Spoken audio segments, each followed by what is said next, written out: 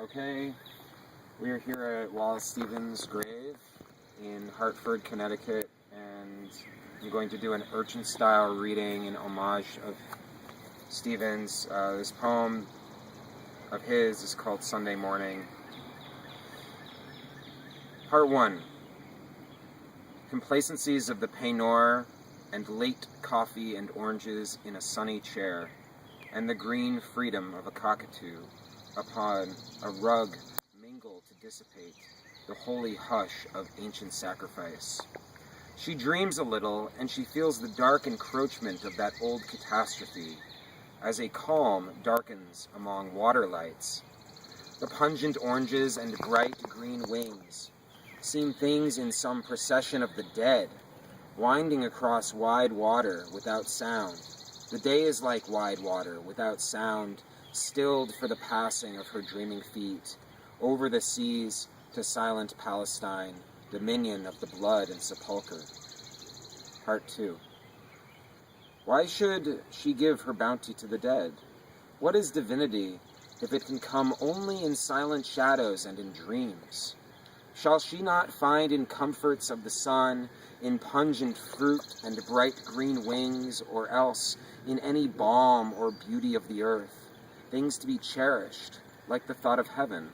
Divinity must live within herself, passions of rain or moods in falling snow, grievings in loneliness or unsubdued elations when the forest blooms, gusty emotions on wet roads on autumn nights, all pleasures and all pains, remembering the bow of summer and the winter branch.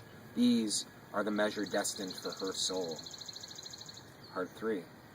Jove in the clouds had his inhuman birth. No mother suckled him, no sweet land gave large-mannered motions to his mythy mind.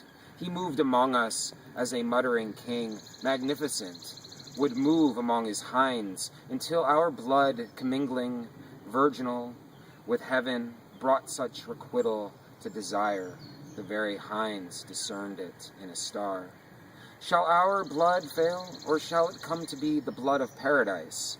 And shall the earth seem all of paradise that we shall know? The sky will be much friendlier then than now, a part of labor and a part of pain, and next in glory to enduring love, not this dividing and indifferent blue. Part 4. She says, I am content when wakened birds, before they fly, test the reality of misty fields by their sweet questionings. But when the birds are gone and their warm fields return no more, where then is paradise? There is not any haunt of prophecy, nor any chimera of the grave, neither the golden underground, nor isle melodious where spirits gat them home, nor visionary south, nor cloudy palm, remote on heaven's hill, that has endured as April's green endures, or will endure, like her remembrance of awakened birds, or her desire for June and evening, tipped by the consummation of the swallow's wings. Part 5. She says, but in contentment I still feel the need of some imperishable bliss. Death is the mother of beauty, hence from her alone shall come fulfillment to our dreams and our desires. Although she strews the leaves of such obliteration on our paths, the path sick sorrow took, the many paths where triumph rang its brassy phrase, or love whispered a little out of tenderness. She makes the willow shiver in the sun, for maidens who were wont to sit and gaze upon the grass relinquished to their feet.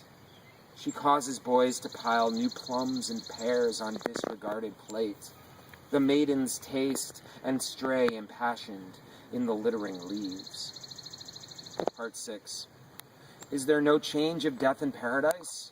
Does ripe fruit never fall, or do the boughs hang always heavy in that perfect sky, unchanging yet, so like our perishing earth, with rivers like our own that seek for seas they never find, the same receding shores that never touch with inarticulate pang? Why set pear upon those river banks, or spice the shores with odors of the plum? Alas, that they should wear our colors there, the silken weavings of our afternoons, and pick the strings of our insipid lutes. Death is the mother of beauty, mystical, within whose burning bosom we devise our earthly mothers waiting sleeplessly. Part 7. Supple and turbulent, a ring of men shall chant in orgy on a summer morn their boisterous devotion to the sun, not as a god, but as a god might be, naked among them, like a savage source. Their chant shall be a chant of paradise, out of their blood returning to the sky, and in their chant shall enter, voice by voice, the windy lake wherein their Lord delights, the trees like seraphim and echoing hills, that choir among themselves long afterward. They shall know well the heavenly fellowship of men that perish, and of summer morn, and whence they came, and whither they shall go, the dew upon their feet shall manifest. Part 8. She hears, upon that water without sound, a voice that cries, "The tomb in Palestine is not the porch of spirits lingering, it is the grave of Jesus, where he lay." We live in an old chaos of the sun, or old dependency of day and night, or island solitude, unsponsored, free of that wide water, inescapable. Deer walk upon our mountains, and the quail whistle about us their spontaneous cries. Sweet berries ripen in the wilderness, and in the isolation of the sky. At evening, casual flocks of pigeons make ambiguous undulations as they sink downward to darkness on extended wings.